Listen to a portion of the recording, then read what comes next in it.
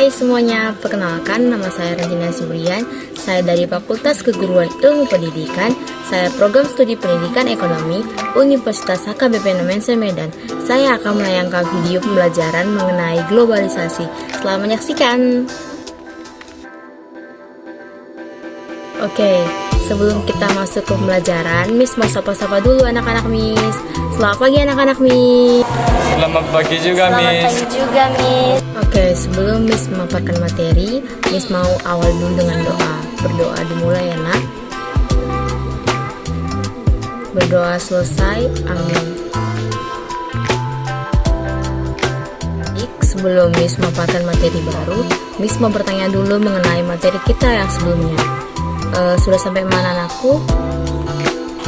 Materi kita minggu lalu Miss mengenai globalisasi Miss, yaitu sampai pada bentuk-bentuk globalisasi Miss. Materi kita minggu lalu Miss mengenai globalisasi, yaitu sampai pada bentuk-bentuk globalisasi Miss. Oke, good. Sekarang Miss mau bertanya dulu, apa itu globalisasi nak? Miss Antonius, globalisasi adalah suatu proses sosial yang di dalamnya kendala geografi terhadap pengaturan sosial dan budaya menjadi surut dan manusia menjadi semakin sadar bahwa pengaturan tersebut menjadi semakin surut. Saya Miss Desniati. Globalisasi adalah suatu proses sosial yang di dalamnya kendala geografi terhadap pengaturan sosial dan budaya menjadi surut dan manusia menjadi semakin sadar bahwa pengaturan tersebut menjadi semakin surut Miss. Oke, jadi Miss jelaskan ulang ya nak. Jadi, globalisasi itu adalah suatu proses sosial yang di dalamnya terjadi kendala geografi terhadap pengaturan sosial dan budaya, dan manusia semakin sadar bahwa pengaturan tersebut menjadi semakin surut. Oke, sampai sini kira-kira kalian paham nak? Paham Miss. Nah, kalian sudah paham, Miss lanjutkan dulu ya nak materi kita yang selanjutnya. Tadi kita sudah bahas apa itu globalisasi. Sekarang kita masuk ke dalam bentuk-bentuk globalisasi. Sekarang mau Miss bertanya dulu, siapa yang masih ingat bentuk-bentuk globalisasi nak? Ada 5 Miss bentuk globalisasi, yaitu globalisasi bidang budaya, dan yang kedua globalisasi bidang komunikasi, yang ketiga globalisasi bidang ekonomi, dan yang keempat globalisasi bidang iptek, yang kelima globalisasi bidang transportasi Miss. Bentuk-bentuk globalisasi ada 5 Miss. 1. Globalisasi bidang budaya. 2. Globalisasi bidang ekonomi. 3. Globalisasi bidang ekonomi. 4. Globalisasi bidang IT. 5. Globalisasi bidang transportasi Miss. Di dalam globalisasi tidak hanya terdiri dari bentuk-bentuknya saja, tetapi terdiri juga dari dampak dan upaya globalisasi tersebut. Nah, sekarang kita bahas dulu di bagian dampaknya ya nak. Jika berbicara mengenai dampak globalisasi, itu terdiri dari 2 bagian. Yang pertama itu dampak positif dan dampak negatif dari globalisasi. Nah, adapun dampak positif dari globalisasi itu terbagi menjadi 7. Yang pertama, berkembangnya ilmu pengetahuan dan teknologi. Yang kedua, meningkatnya efektivitas dan efisiensi. Yang ketiga, perekonomian suatu negara semakin meningkat. Poin yang keempat, meningkatnya taraf hidup masyarakat. Dan yang kelima, komunikasi semakin cepat dan mudah. Dan yang keenam, berkembangnya dunia pariwisata. Dan yang terakhir, perkembangan alat komunikasi dan keterbukaannya informasi. Oke, sampai sini kira-kira kalian paham nak? Paham Miss. Sedangkan di bagian dampak negatif dari globalisasi terbagi menjadi 5 bagian. Yang pertama, terjadinya westernisasi. Nah, berbicara mengenai westernisasi ini adalah suatu perbuatan seseorang yang mulai kehilangan sifat nasionalismenya dengan meniru atau melakukan aktivitas kebarat-baratan. Nah, westernisasi juga dapat terjadi karena adanya beberapa faktor penyebabnya. Antara lain yang pertama, kurangnya penguasaan dan berkembangnya iptek. Dan yang kedua, meniru gaya dulu sana. Dan yang ketiga, munculnya keinginan untuk mencari suatu kebebasan. Dan yang keempat, masyarakat bersifat konsumtif. Yang kedua, terjadinya demoralisasi.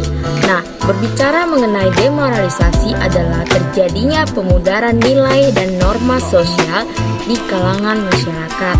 Dan yang ketiga, terjadinya kesenjangan sosial ekonomi. Oke, nah, berbicara mengenai kesenjangan sosial ekonomi ini adalah kesenjangan yang terjadi akibat adanya perbedaan. Poin yang keempat, terjadinya kriminalitas. Berbicara mengenai kriminalitas ini dapat terjadi karena adanya faktor penyebabnya. Yang pertama itu terjadinya pertentangan dan persaingan. Dan yang kedua, terjadinya perbedaan secara ideologi dan politik. Dan yang ketiga, terjadinya kepadatan dan komposisi penduduk. Dan yang keempat, terjadinya pencemaran lingkungan. Dan yang kelima, terjadinya kenakalan remaja. Dan yang keenam atau poin yang terakhir adalah terjadinya individualisme yang semakin tinggi. Oke, sampai di dampak-dampak globalisasi, kira-kira kalian paham nak? Udah paham nih. Nah, sekarang kita masuk ke bagian upaya dalam menghadapi dampak terjadinya globalisasi. Adapun upaya-upaya yang dapat dilakukan yang pertama, upaya dalam menghadapi globalisasi dalam bidang budaya. Adapun cara yang dilakukan untuk menghadapi globalisasi di bidang budaya, yaitu yang pertama, menyaring setiap budaya asing yang ingin masuk ke Indonesia untuk kemudian beradaptasi dan digunakan secara bersama-sama. Dan yang kedua, mempromosikan budaya asli Indonesia. Tiga, menyukai dan menggunakan produk asli Indonesia. Dan yang keempat, berpegang teguh pada nilai religius. Dan yang kedua, upaya menghadapi globalisasi di bidang iptek. Adapun cara yang dapat kita lakukan untuk menghadapi globalisasi di bidang iptek ini, yaitu yang pertama, berkompetisi dalam kemajuan iptek. Dan yang kedua, meningkatkan kualitas atau mutu sumber daya manusia terutama di bidang penguasaan ilmu pengetahuan. Dan yang ketiga, selalu berorientasi ke masa depan. 3. Upaya menghadapi globalisasi di bidang ekonomi. Adapun cara yang dapat kita lakukan untuk menghadapi globalisasi di bidang ekonomi ini, yang pertama, menyiapkan SDA yang kompeten. Dan yang kedua, mendorong pengusaha lokal, khususnya pengusaha kecil. Dan yang ketiga, mendorong munculnya produk-produk kreatif. Keempat, upaya menghadapi globalisasi di bidang komunikasi. Adapun cara yang dapat kita lakukan untuk menghadapi globalisasi di bidang komunikasi ini, yang pertama itu memilih dan memanfaatkan alat komunikasi secara tepat. Dan yang kedua, memilih informasi dengan tepat dan bijaksana. Yang ketiga, memanfaatkan kesempatan alat komunikasi demi kemajuan masa depan. Oke, sampai sini kira-kira kalian paham nak? Udah paham nih. Nah, poin yang terakhir dalam upaya menghadapi globalisasi yaitu upaya menghadapi globalisasi di bidang transportasi. Adapun cara yang dapat kita lakukan untuk menghadapi globalisasi di bidang transportasi yaitu yang pertama, memanfaatkan alat transportasi sesuai dengan jarak dan waktunya. Dan yang kedua, menggunakan alat transportasi secara tidak berlebihan.